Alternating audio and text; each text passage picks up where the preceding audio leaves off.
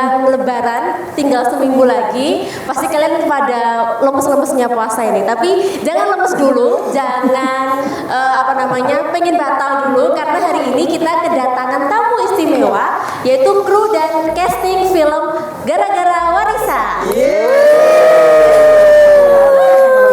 Teman-teman Radar Solo, Viewers Radar Solo TV. Viewers Radar Solo.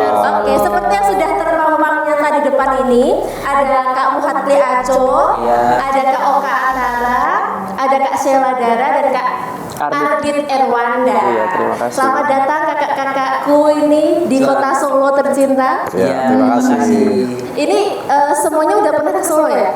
Atau Udah pernah. Atau ini pertama kali? Kalau Kak Sheila kan baru aja kemarin ya? Betul. Kalian juga udah pernah ke Iya. Solo. Tahu kan saya? Iya. Wah. Kok tahu? Soalnya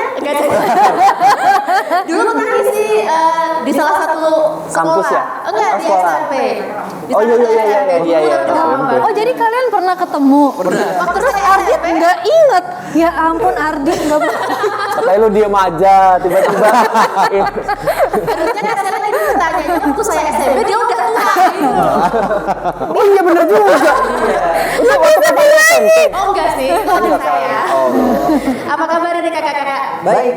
Gimana nih masuk menginjakan kaki di kota Solo, rasanya gimana nih Solo? Kayak keras pas saya injek itu.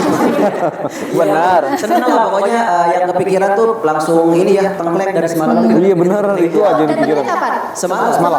Udah kulineran? Sudah. Udah sempet. Udah nyobain apa nih? Mbak Dia ya, Mbak Dia. Tengkleng, Oh, tengkleng sate Badia. Badia, sate kambing Badia, sate kambing Bogalak, Oh, lengkap dong. lengkap, sate buntel. Oke, siap. Itu emang khasnya Solo, emang harus ngasain sate buntel. Sheila juga udah ya? Iya. Kayaknya ragu-ragu. Aku udah nontonin. Nontonin makan. Oke, terima kasih banyak kakak-kakak udah mampir ke kantor redaksi Jawa Pos Radar Solo TV. Hari ini giliran promo film Gara-gara Warisan ya. Betul. Baik. Nah, gimana nih hari ini tujuannya selain ke Radar Solo? Nanti apakah ada gala premier atau apa gitu di Solo juga? Kita akan ada nonton bareng nanti di Depart Solo, Depart XS1 jam 15.45. Kita nonton bareng sama cast juga. Yep. Terus akan ada mungkin media visit lain setelah di sini gitu. Terus buat yang pengen ke The Park XXI Solo bisa beli tiketnya MTix. Berarti langsung Ya, ntar nonton berarti bareng langsung- sama kita. Ntar ada bagi-bagi Merchandise. Ya, berarti langsung saat itu juga buka MTix ya? Iya. Nanti bagi-bagi kaos dan outernya muat lihat. Nah, ini sepatu kanan. Berarti pakai baju dong. Ada sih di dalam ada 7. Kak Aco, ini kan debut ya, debut filmnya Kak Aco nih. Betul. Film pertama yang ditulis dan disutradarai Iya. oleh Kak Aco. Gimana nih? Pusing nggak jadi penulis sama jadi sutradara sekaligus, dan di debut awal langsung nih? Wow, Iya. multi talenta banget Wah. bangga. Dari tadi dia ya, Tidak dia perlu memang masuk. nggak- dari tadi nih. Jangan menambah beban saya. Makanya. Saya di bagian yang nggak perlu masuk ya masuk. Pusing nggak nih? Pusing. Ini koyoknya masih ada sisa nih di sini. Pusing karena backgroundnya kan sebetulnya bukan pure film, kita dari stand up komedian. Aku sama Ardi itu sama basicnya dari. Kok nggak saya backgroundnya pemandangan? Iya, saya juga pemanah kok sebetulnya. Sebelum ke situ Saya background hitam putih. udah mulai. Mas backgroundnya apa mas? Cuman karena stand up komedi dan film itu memiliki satu kesamaan di mana kita terbiasa menulis materi komedi kita sendiri. Jadi ketika ada kesempatan untuk masuk industri film, ya aku memang mulainya dari penulisan skenario dulu. Jadi di 2017 itu pernah nulis satu film layar lebar, Kapal Goyang Kapten. Terus pernah ikut beberapa kali menemani Ernest Prakasa untuk menjadi komedi konsultan di beberapa filmnya, dari Billy Mamet, Ghostwriter sampai Imperfect terakhir. Baru akhirnya di 2020 dapat kesempatan untuk menulis dan menyutradarai film sendiri. Ya pasti grogi ya, apalagi hari pertama mau ketemu teman-teman yang belum pernah kerja sama sebelumnya. Ada Oka, Sheila, ada Obi Ayu, Mbak Ira. Ya sempat mualah, muntah gitu karena stres besoknya ini gimana ini ngomongnya, karena kan pasti butuh apa ya, talent juga, para aktor itu juga pasti ketika menerima skrip pasti dia akan mencari tahu siapa sutradaranya. Betul. Jadi saya ngebayangin mereka googling Muhammad Kliaco kok nggak ada karyanya gitu kan, pasti kecewa.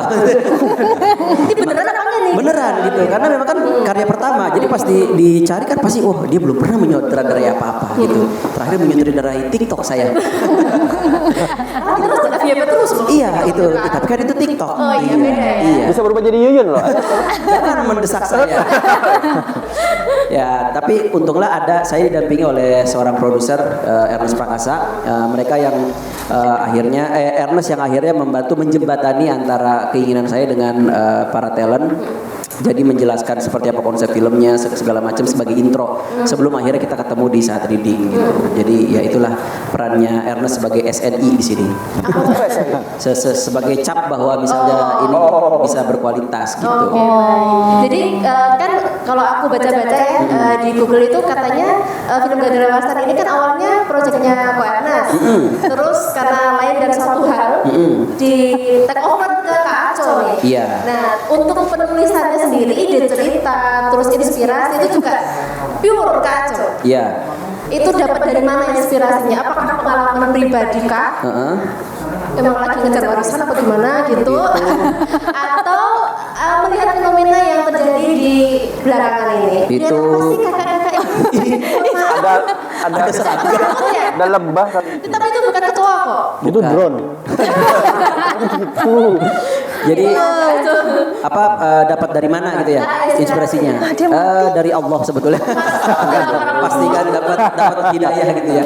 Cuman ya enggak, maksudnya dari awal Ernest tuh pernah punya premis berupa judul Gara-gara Warisan gitu, tapi belum ada ceritanya, belum ada karakternya. Jadi baru sebuah premis singkat aja bahwa dia pengen bikin film keluarga 3 bersaudara yang saling berebut warisan. Judulnya Gara-gara Warisan. Baru sampai situ aja.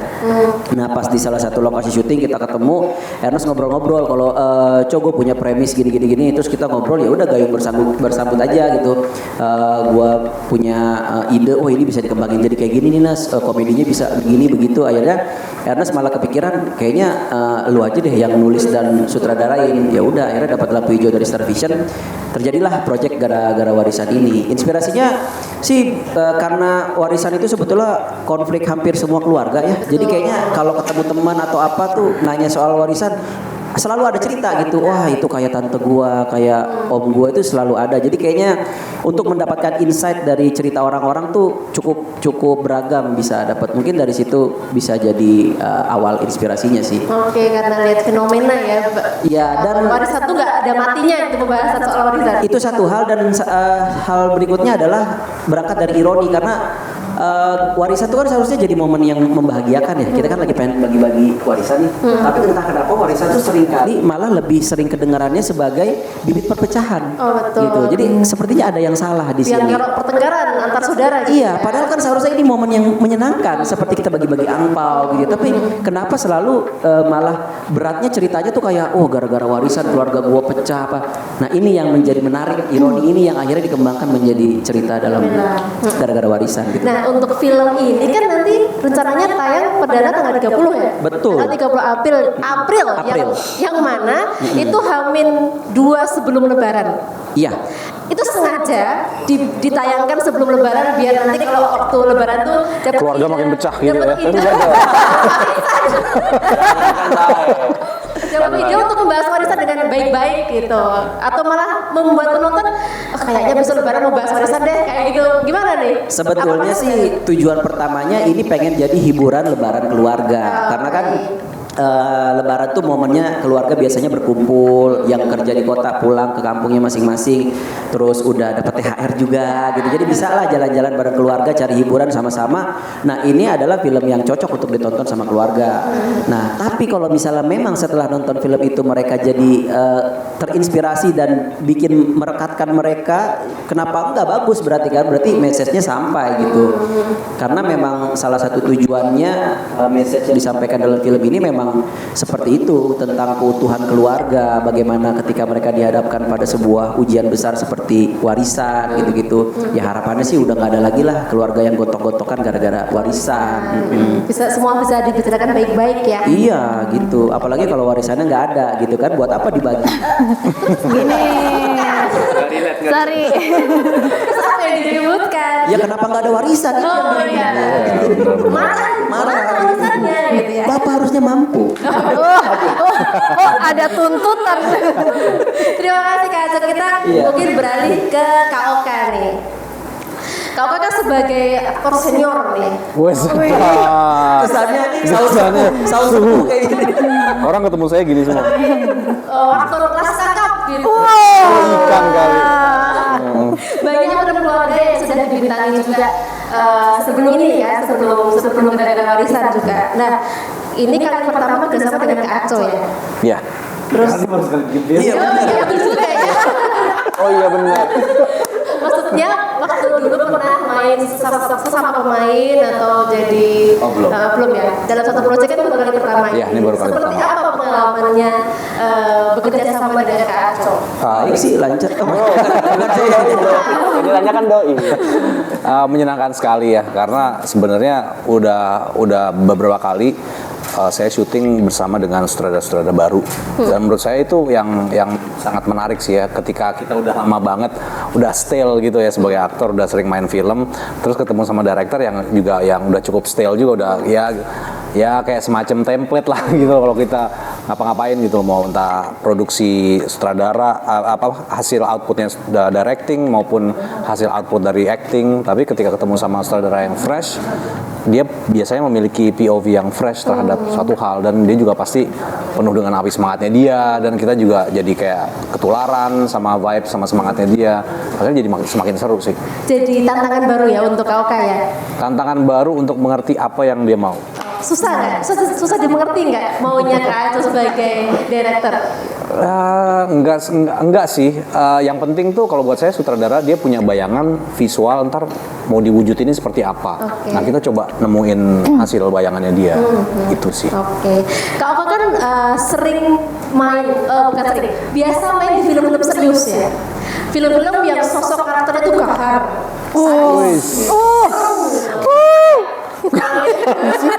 Ini orang fungsinya apa dari tadi ya? Gitu ya, sound effect ya. Enak yang edit enak ya. Kamu kursinya duduk di sana aja nih, kan? Jadi suara aja, suara tok keluar gitu. Jadi kan kayak misalnya selalu main di film action, film-film action, seperti itu. Meskipun memang pernah main di film-film apa namanya keluarga juga ya. Keluarga. Kalau sekarang main di film yang gara-gara warisan ini ya yang film serius sih ya. Cuman ada komedinya dikit gitu. Kalau film serius yang keluarga itu pernah sih, tapi kalau film keluarga yang ringan baru ini. Nah, yang Ini yang- komedinya yang serius pertama. tapi yang ya lucu-lucu. Sersan, series tersantai. Iya, Waduh. Sersan. Kaget. Oh iya. Tentang militer juga ya. Ya. Pertanyaannya, apa yang membuat Kak Oka mengiyakan tawaran untuk main di film ini? Di film Sersan. Simpel sih, karena pertama Gue kali takut di pitch, saya di-pitch-nya bukan sama skenario dan prediksi cerita, tapi sama produsernya, Ernest Prakasa. Karena Ernest tuh buat saya udah saya anggap sebagai sutradara, produser dan sutradara yang punya pengalaman banyak dalam mencetak film-film box office yang genrenya drama komedi, gitu. Jadi buat saya itu kayaknya udah cukup, karena dia nggak mungkin ngasih ide yang nggak cocok sama saya gitu. Jadi ketika pas dikabarin, terus kita telepon-teleponan, dan Ernest sempat cerita sedikit premisnya, tapi dia bilang skenario belum jadi. Saya bilang ya udah, buat saya ini udah cukup sebagai checklist buat saya bilang oke. Oke. Itu kan mungkin nggak pernah kepikiran nggak kalau aku main di drama komedi, misalnya kalau kamu main mengiyakan di film drama komedi, dari sekian lama image yang terbentuk adalah image serem gitu ya, image sakit. Lu bener drama apa sih? Perasaan lu nggak gitu banget ya. Oke. Soalnya kan waktu itu main action gitu. Iya, Berdarah-darah gitu ya. Ini kan berantem sambil ketawa-ketawa gitu kan. Berarti bener judul lu harus dirubah. Warisan berdarah. telur warisan. Kepikiran nggak? Aduh, nanti kalau aku main ini image-nya bakal berubah nih jadi image yang bermain di film komedi gitu. Iya sih, tadi saya pikirnya juga, waduh ntar gimana nih kalau ketemu orang-orang di pasar gitu ya. Enggak lah Mbak, saya nggak pernah mikir kayak gitu. Buat Saya kaget Sorry spesifik ya. enggak, Mbak, buat saya sih main film itu pertama ke diri saya dulu deh. Saya bisa ngedapetin apa ilmunya gitu. Saya belum mikirin ntar orang tetangga mikir apa ya. Tetangga gitu nggak Bang? Nggak syuting nih Pak Oka. Gitu nggak tetangga gitu? Aku lempar surat kaleng gue kecewa sama lu. Nggak ada. Jadi buat saya tuh yang penting saya bisa ngedapetin apa dulu dari film ini. Saya bisa dapetin ilmu, saya bisa belajar atau enggak dari genre yang baru pertama kali saya coba gitu. Karena buat saya tuh yang paling penting adalah orang-orang yang ada di belakang ini gitu. Aco kan juga bilang tadi, Aco udah sering mendampingin Ernest gitu. Ernest sudah terkenal sama film Imperfect, terus Millie Mamet, CTS. Jadi habis itu dari film-film ini yang udah bagus-bagus ini, dia bikin film gara-gara warisan. Jadi buat saya, oke, ini kualitasnya pasti akan up terus. Portofolionya sudah ada gitu ya sebelum-sebelumnya ya. Ya, wow. Wow. Bener, kerja di Happy Papi dia sebelum ini. Oke. Terima kasih. Sekarang bergeser ke Kak Sela Dara. Ini yang ditunggu-tunggu. Ini yang ditunggu-tunggu pemirsa ini. Udah ada lah, tadi udah gua kasih saran. Pasti berbobot. Pasti. Kak Sela kan untuk di film ini kan tidak menjadi pemeran utama ya. Betul. Sekarang menjadi Sporty. ya seperti jadi pacarnya G.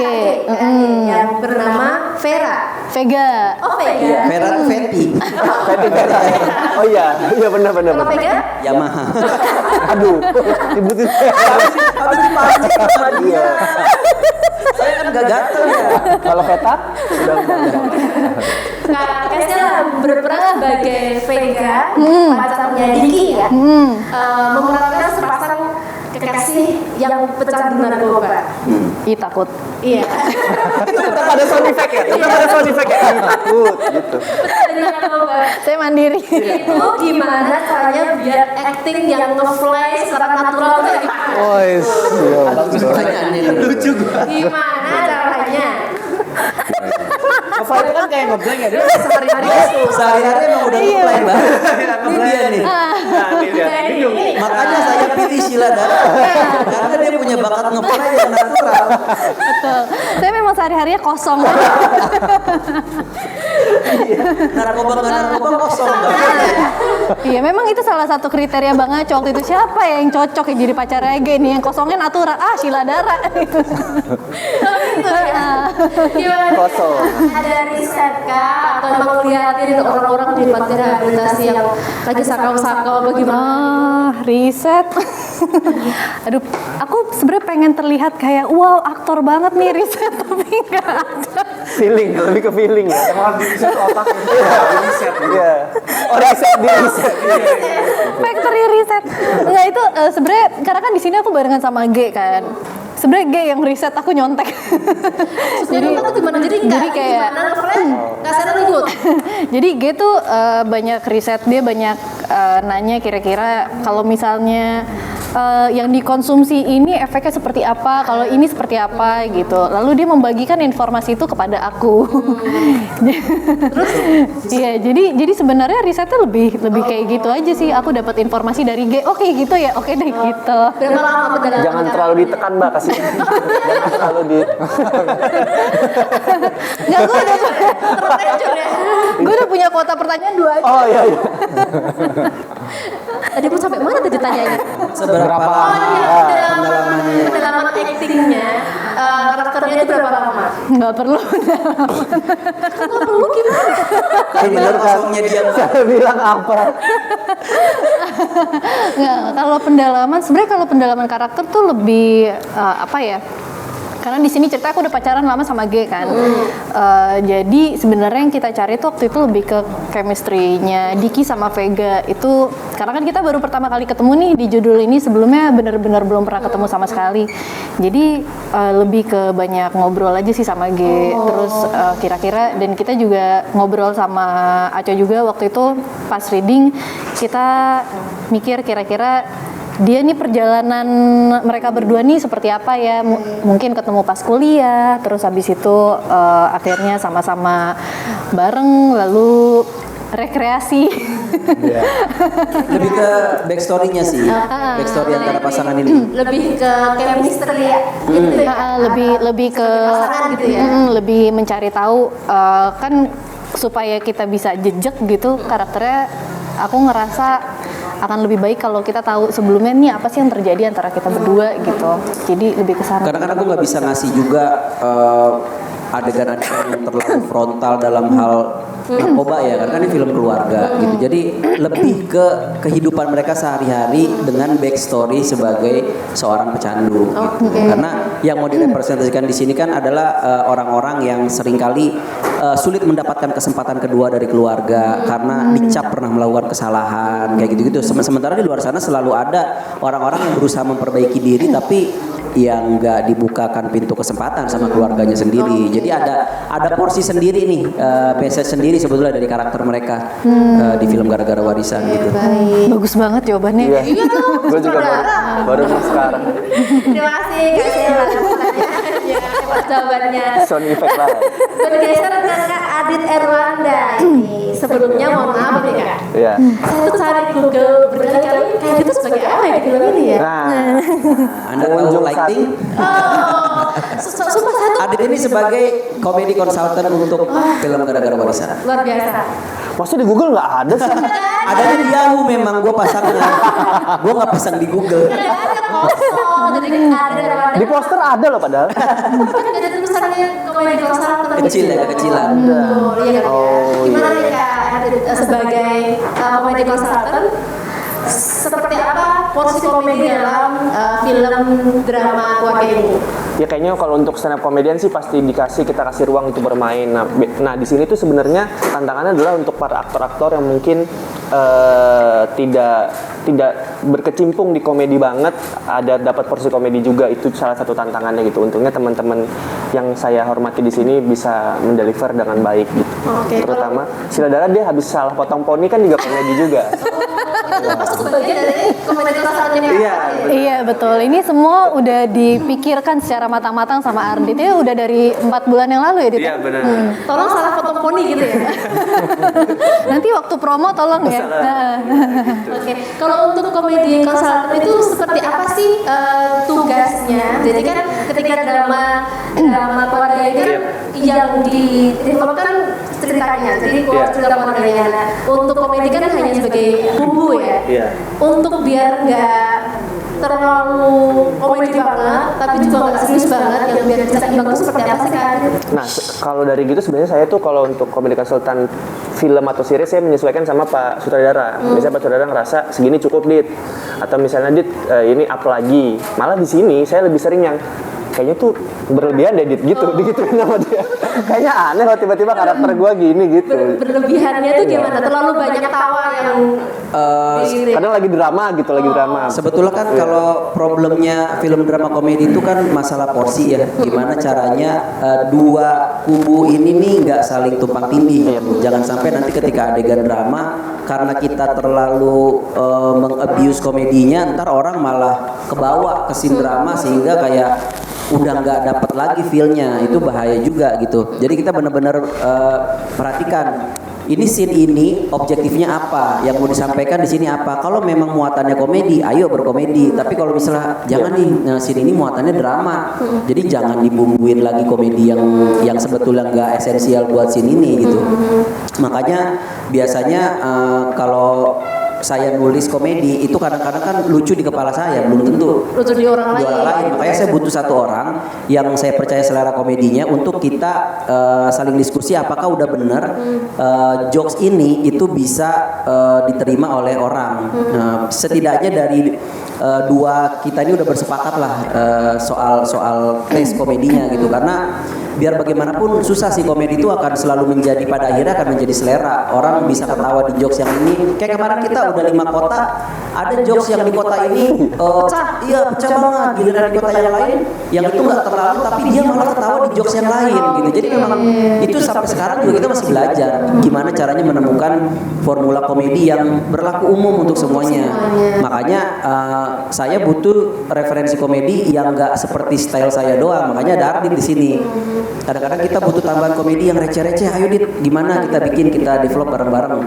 Jadi orang yang doyan komedi slapstick juga mungkin bisa dapat, yang doyan komedi situasi juga bisa menemukan di scene yang mana, bahkan celetukan-celetukan receh pun bisa ditemukan di scene-scene yang lain. Jadi muatan komedinya lebih kaya gitu.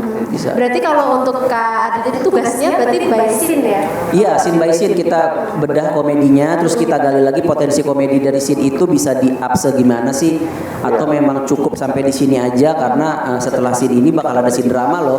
Takutnya nanti orang masih ketawa masuk ke scene drama, moodnya terlalu patah gitu kan, atau sebaliknya orang dari scene drama mau ke scene komedi kasih ini dulu bridging dulu kayak gitu-gitu. Jadi apa ya, dramaturginya harus diatur lah. Gokil, sutradara.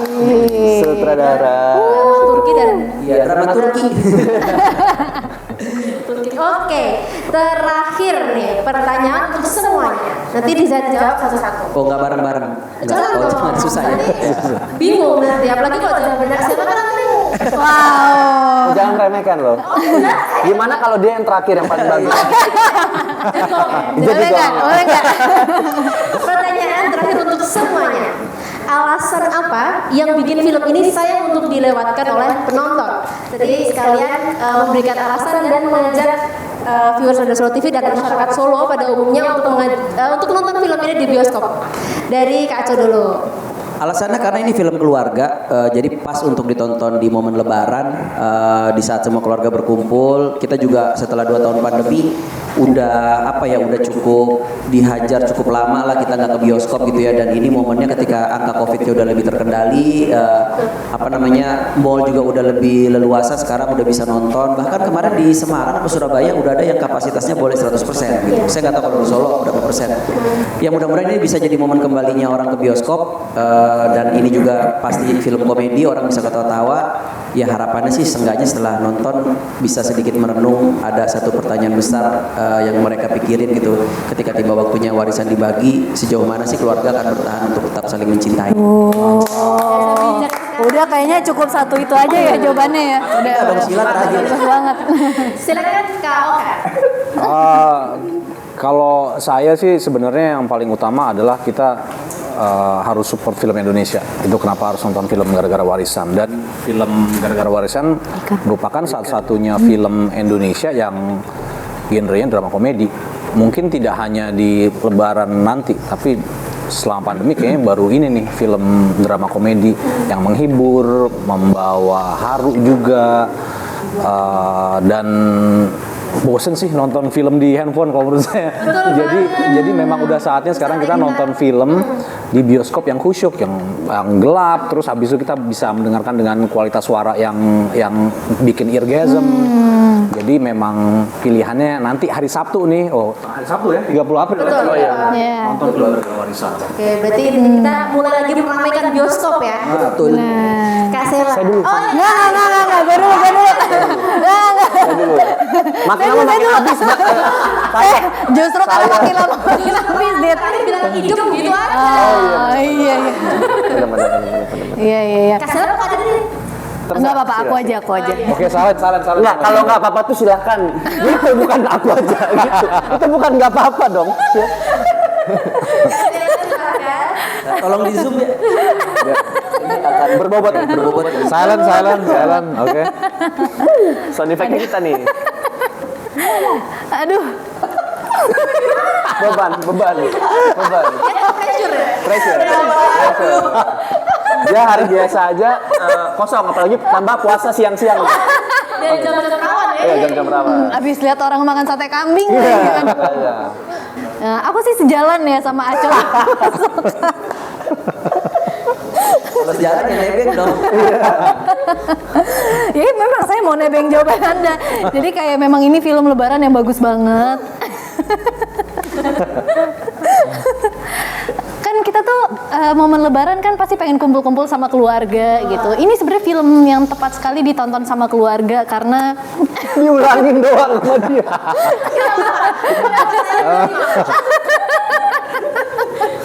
ini namanya refreshing. Iya betul.